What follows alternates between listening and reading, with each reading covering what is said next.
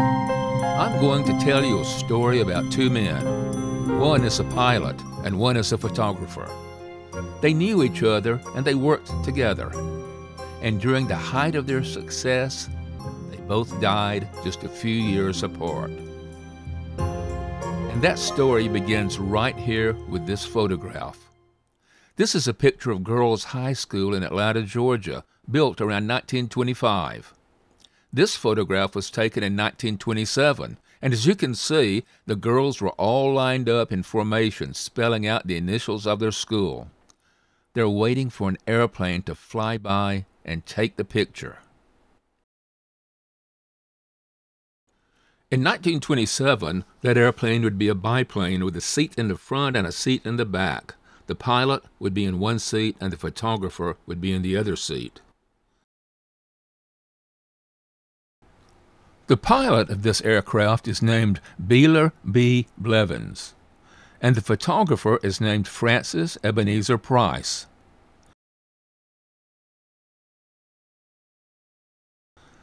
The airplane flew from Candler Field, a small airport just a few miles from the school in southeast Atlanta.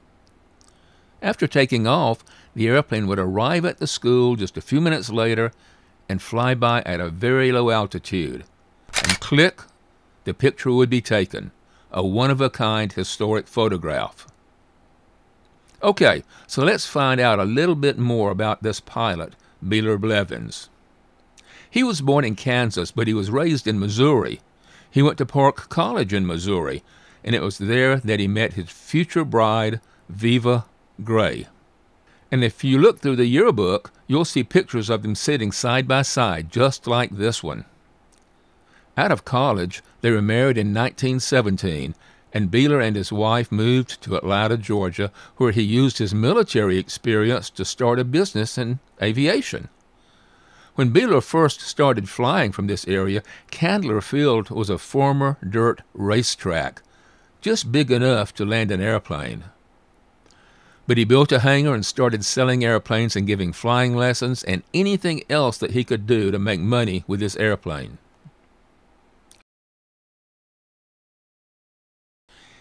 He took people for airplane rides over Atlanta. He also taught them how to fly. He did aerobatic stunts with the flying circus. He developed a basic flying course and taught it at a Georgia women's college. He spoke to civic groups and schools. Beeler Blevins even participated in weddings up in the air. He was so well known in the Atlanta area that he was hired to become the personal pilot for Asa Candler Jr., the son of one of the founders of Coca-Cola.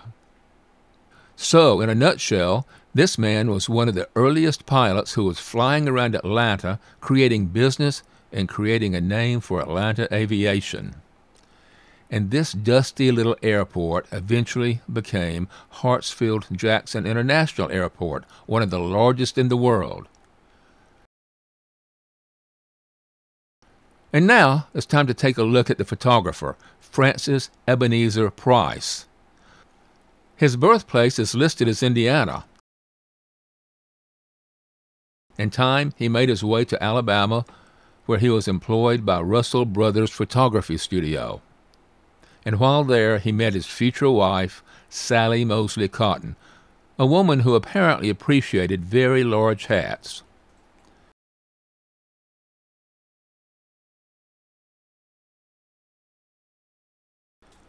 And here's Francis with his wife, taking a 1920s version of a selfie.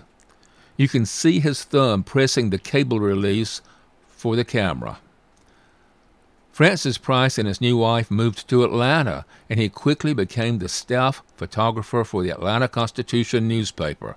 And while working on that paper, he posted thousands of photographs over a 20-year period. And these photographs included news, sports, society, and along with his pilot friend, Beeler Blevins, there were lots and lots of aerial photographs. So, Francis Price is doing quite well in Atlanta. He's a successful photographer. He lives near downtown in an apartment with his wife and children. But on Valentine's Day in 1928, things take a tragic turn. After working all day at Candler Airfield, Frances Price and a female companion named Aileen Blood went to dinner in Atlanta.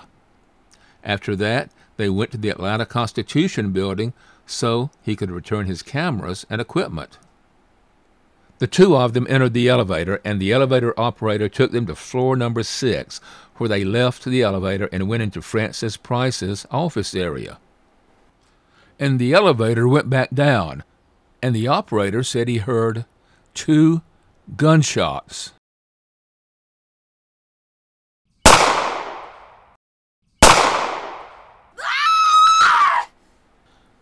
All that I know about the death of Frances Price comes from the newspapers and from his death certificate. I don't know if it was a suicide or a murder. The death certificate calls it a homicide by gunshot. The woman, Aileen Blood, was held in the Fulton Tower just because the police were suspicious. But she was finally released because there was no definitive proof that she had anything to do with the death of Frances Price. There were 2 bullets fired. Everybody said that. And one of those bullets just grazed his hat, and the other bullet went through his head. But again, we don't know the details of his death. But here's what I know. Frances Price and Aileen Blood lived a few blocks from one another on an Atlanta street. Both were married, but not to one another. Aileen Blood was married to a traveling salesman who was out of town at the time. The night watchman at the building had testified that Mr. Price had told him some days ago about having a quarrel with Mrs. Blood. He said that Mr. Price asked him not to admit Mrs. Blood to the building at night. Nevertheless, they were together the night he died. Francis Ebenezer Price was buried in Atlanta's Greenwood Cemetery. His old friend, the pilot Beeler Blevins, was one of the pallbearers at his funeral. A few years after the death of Frances Price, Beeler Blevins was driving around town and he came across a traffic accident. It was a minor accident, but one of Beeler's friends was involved. Beeler offered to go get some help, and as Beeler drove along Stewart Avenue, he crashed into a truck, and the accident killed Beeler Blevins. And that, of course, was front-page news in Atlanta. So within a few years' time, Atlanta lost a premier photographer and also a pilot who helped change the history of Atlanta aviation. The widow of the photographer, Sally Cotton Price, continued to live in the Atlanta area. She worked at the Margaret Waite gift shop in the Peachtree Arcade in downtown Atlanta, and she died at the age of 95. She's buried in Westview Cemetery.